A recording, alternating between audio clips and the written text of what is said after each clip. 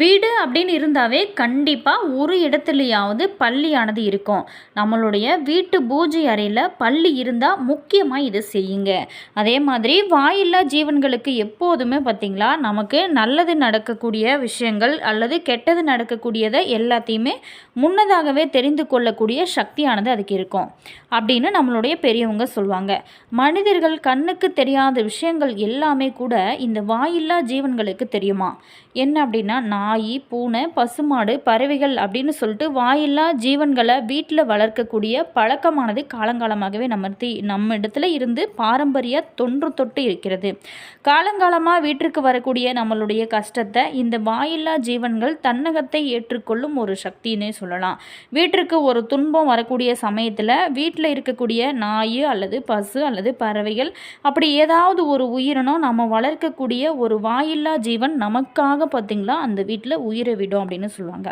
இதை அனுபவத்துலையுமே நாம் பார்த்துருப்போம். இப்படி வாயில்லா ஜீவன்களுக்கும் நமக்கும் எப்போவுமே ஒரு பந்தம் இருக்குது. அதே போல தாங்க பள்ளி நம்மளுடைய வாழ்க்கையோட நல்லது மற்றும் கெட்டதை சொல்லக்கூடிய சக்தியானது இந்த பள்ளிக்கு நிச்சயமாக இருக்குது அப்படின்னு காலங்காலமாகவே நம்பப்படுது. அப்படி நம்மளுடைய வீட்டில் இருக்கக்கூடிய, அதாவது முக்கியமாக பூஜை அறையில் பள்ளி இருந்துச்சு அப்படின்னா குலதெய்வத்தோட ரூபமாகவும் முன்னோர்களோட ரூபமாகவும் இந்த பள்ளியை நம்ம பார்க்குறோம். பல வீடுகள்லையுமே பள்ளி நடமாட்டம் இருக்கும். பள்ளி இல்லாத வீடே இருக்காது அப்படின்னு கூட சொல்லலாம். நிச்சயம் ஓரிரு பள்ளியாவது வீடுகளில் இருக்க வேணும். அப்போது தான் அந்த வீட்டில் எந்த பிரச்சனையும் இல்லை அப்படின்னு அர்த்தம். மேலுமே அமானுஷ்யமான சக்திகள் இருக்கக்கூடிய இடத்துல பள்ளியானது நடமாடாது அப்படிங்கிறது ஒரு நம்பிக்கையாகவே இருக்குது. மேலுமே நம்மளுடைய வீட்டு பூஜை அறையில் பள்ளி இருந்துச்சு, அதே மாதிரி அந்த இடத்துல சத்தம் போட்டுச்சு அப்படின்னா என்ன அர்த்தம் அப்படிங்கிறதையும், மேலுமே உங்களுடைய வீட்டில் எந்த திசையில் பள்ளி சத்தமிட்டால் என்னென்ன பலன்கள் அப்படிங்கிறத எல்லாமே நம்ம இந்த வீடியோவில் ஃபுல்லாக விளக்கமாக பார்க்க போகிறோம். வீடியோவை ஸ்கிப் பண்ணாமல் முழுமையாக பாருங்கள்.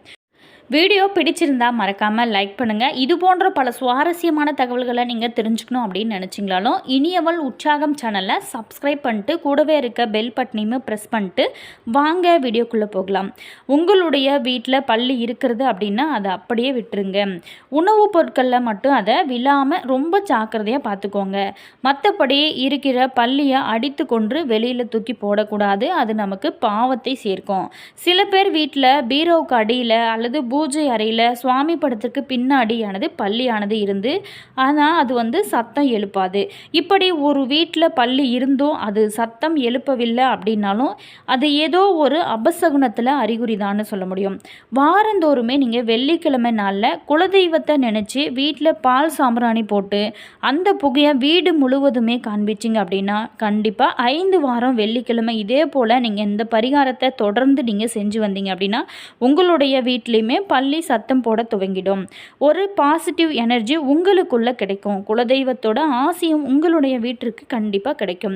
அதே போல தான் நீங்கள் சில நல்லது கெட்டதை சிந்திக்கும் போது கூட சில முடிவுகளை நீங்கள் எடுப்பதில் தடுமாறும் போது அந்த பள்ளியானது சத்தம் போடும்.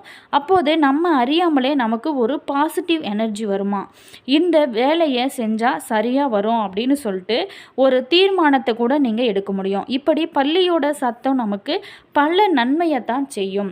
அதே மாதிரி பள்ளி சத்தம் போடாமல் இருக்கும் பட்சத்தில் கவலையே வேணாங்க. பால் சாம்பிராணி தூபம் போடுங்க. பள்ளி சத்தம் போட்டுக்கொண்டே உங்களோட வீட்டில் இருந்தால் தான் அந்த வீட்டில் குலதெய்வத்தோட ஆசீர்வாதமும் முன்னோர்களோட ஆசீர்வாதம் உங்களுக்கு கண்டிப்பாக இருக்கிறது அப்படின்னு உணர்ந்து கொண்டே நீங்கள் இருப்பீங்க. பள்ளியும் நம்மளுடைய வீட்டில் நடமாடும் ஒரு தெய்வம் தான் அப்படிங்கிற தகவலுமே நம்ம சொல்லியிருக்கோம். மேலுமே உங்களுடைய வீட்டில் இந்த மாதிரி எந்த இடத்துல பள்ளியானது சத்தம் போடுது, நீங்கள் ஏதாவது உணர்ந்திருக்கீங்களா? மறக்காமல் உங்களோட கருத்தை கமெண்ட்ஸில் சொல்லுங்கள். நம்மளோட வீட்டினோட சுவரத்தில் சுற்றி திரியக்கூடிய பள்ளிகளை நீங்கள் உற்று கவனித்து பார்த்துருக்கீங்களா? இல்லை அப்படின்னா இனி கூர்ந்து கவனித்து பாருங்கள். அது ஒரு வகையான சத்தம் எழுப்போம். அதிலிருந்து நமக்கு நல்லது நடக்கும் அல்லது கெட்டது நடக்கும். இது போன்ற செய்திகளை நமக்கு பாட்டி போல கேட்டது உண்டு. இதையெல்லாம் நம்ம பற்றி தான் பார்க்க போகிறோம். வீட்டு பூஜை அறையில் பல்லி சத்தமிடுவது அப்படிங்கிறது ரொம்ப ரொம்ப மங்களகரமான ஒரு சகுனமாக இருக்குது. பொதுவாகவே வடக்கு அல்லது கிழக்கு திசையை நோக்கி, அதாவது சுவர்களில் பல்லி சத்தமிடுவது அப்படிங்கிறது செல்வம், சுபகாரியம், நல்ல செய்தி இது எல்லாமே வருவதை குறிக்கும். பூஜை அறையில் பல்லி இருப்பது நேர்மறையான ஒரு ஆற்றல் கொடுக்கும், அதாவது பாசிட்டிவ் எனர்ஜியை அதிகரிப்பதையும் ஆன்மீக பலம் கிடைப்பதையும் உணர்த்துகிறது. வடக்கு திசை பணவரவு மற்றும் செல்வ செழிப்பானது கண்டிப்பாக ஏற்படும் வடக்கு திசையிலிருந்து பல்லி சத்தமிட்டா. அதே மாதிரி கிழக்கு திசையிலிருந்து பல்லி சத்தமிட்டுச்சு அப்படின்னா சுப செய்திகள் மற்றும் வீட்டில் மகிழ்ச்சியான ஒரு சூழலானது இருக்கும். மேற்கு, தென்மேற்கு, தெற்கு திசை இது சற்று கவனமோடு இருக்க வேண்டிய ஒரு காலம் அப்படின்னு நமக்கு உணர்த்தும். சிறிய இடையூறுகள் வந்து நீங்கலாம். அதே மாதிரி முக்கியமான குறிப்பு என்ன அப்படின்னா, பல்லி சத்தமிடும் திசை மற்றும் நேரத்தை வைத்து கூட நம்மளோட முன்னோர்கள் பலன்களை கணிச்சிருக்காங்க. பல்லிகள் சமையல் மற்றும் பூஜை அறையில் இருப்பது நேர்மறையான ஆற்றலை தான் கண்டிப்பாக கொடுக்கும். பூஜை அறையை எப்போதுமே நம்ம ஒரு கோவில் போல சுத்தமாக வைத்திருப்பது ரொம்ப முக்கியம். பல்லி சத்தமிடுவது உங்களுக்கு ஒரு அதிர்ஷ்டத்தையும் நல்ல ஒரு மாற்றத்தையும் கொண்டு வரும். மேலுமே இது காலங்காலமாகவே இருந்துட்டு வர ஒரு முக்கியமான விஷயமா இருக்கு. நம்மளுடைய வீட்டில் பல்லி இருந்தும் சத்தமிடாமல் இருந்துச்சு அப்படின்னா நீங்கள் கண்டிப்பாக இந்த பால் சாம்பிராணி தீபம் போடுவது ரொம்ப ரொம்ப நல்லது. உங்களோட வீட்டில் நேர்மறை ஆற்றலை அதிகரிப்பதற்காக பூஜை அறைக்கான வாஸ்து குறிப்புகளையும் பார்க்க போகிறோம். வாஸ்து சாஸ்திரம் அப்படிங்கிறது கட்டிடக்கலையோட அறிவியல் அப்படிங்கிறதோட சமஸ்கிருத சொல். மேலுமே வீட்டில் நேர்மறையான அமைதியான ஆற்றல்களோட ஒரு மைய பகுதியாக இருப்பது தான் இந்த பூஜை அறை. ஏன் அப்படின்னா அது உங்களோட வீட்டில் இருக்கக்கூடிய தெய்வங்கள் மூலமாக தான் தெய்வீக ஆற்றலை வெளிப்படுத்தும்.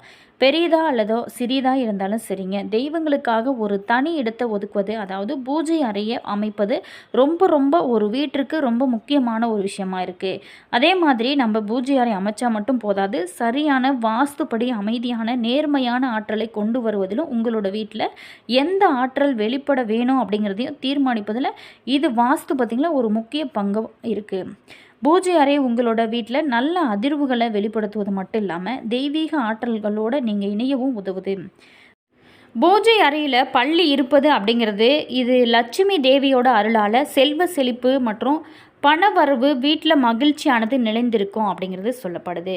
வாஸ்து சாஸ்திரத்தின்படி பூஜை அறையில் பல்லி தென்படுவது குலதெய்வத்தோட ஆசி மற்றும் நேர்மறை ஆற்றலை வீடு முழுவதுமே பரவ செய்யும் ஒரு அற்புதமான வாய்ப்பாக இருக்குது.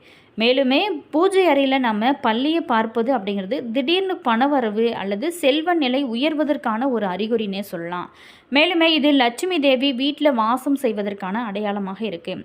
பூஜை அறையில் கண்டிப்பாக பல்லி தென்பட்டுச்சு அப்படின்னா குலதெய்வத்தோட பரிபூரணமான ஆசியுமே உங்களுக்கு கிடைக்குது அப்படின்னு தான் அர்த்தம். பூஜை அறையில் பல்லி தென்பட்டாலே குலதெய்வத்தோட அருள் நமக்கு கிடைக்கும். மேலுமே தோஷ நிவர்த்தி, அதாவது காஞ்சிபுரம் வரதராஜ பெருமாள் கோவிலில் இருக்கக்கூடிய தங்க பல்லியை தொட்டு வணங்குவது சர்ப தோஷம் நீக்கும் மற்றும் முற்பிறவி கர்ம வினைகளை நீக்கும் அப்படின்னு நம்பப்படுது. பொதுவாகவே பல்லி நம்மை பார்த்து சத்தம் போட்டாலே அல்லது பூஜை அறையில் நிம்மதியாக இருந்துச்சாவோ அது நல்ல சகுனமாக பார்க்கப்படுது. இதே மாதிரி உங்களுடைய வீட்டு பூஜை அறையிலும் நீங்கள் பல்லிகளை பார்த்துருக்கீங்களா? அந்த பூஜை அறையில் பல்லிகள் சத்தமிடுதா? மறக்காமல் உங்களோட கருத்து என்ன அப்படிங்கிறத கமெண்ட்ஸில் சொல்லுங்கள்.